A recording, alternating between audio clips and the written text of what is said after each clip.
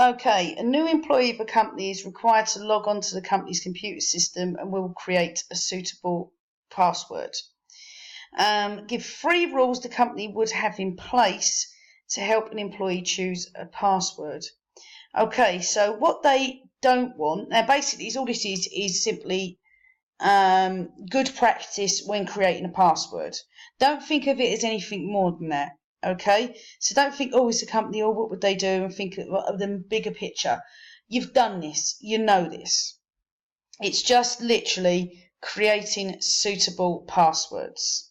Okay, so give 3 rules a company would have in place to help an employee choose a password. Now, these are any passwords that can be easily guessed. Okay, so try not to give anything away about yourself.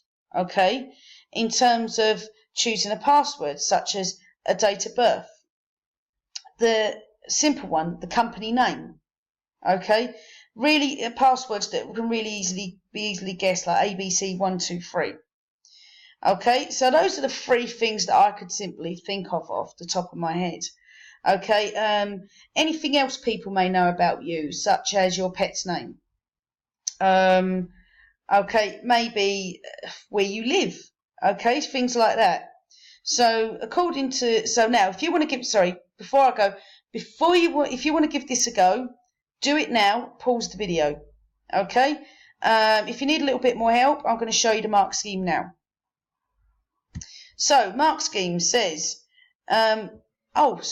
use of strong passwords. You may have already thought about that. Do not use pet names. Do not use personal information. Do not use birth dates. Well, this is a bit strange. It says do not use passwords they've used before, but it says a new employee. So a new employee wouldn't have a password that they've used before. Okay, a bit odd. And do not use the company name. So one I've already discussed. So as I said before, it's just about reading the question.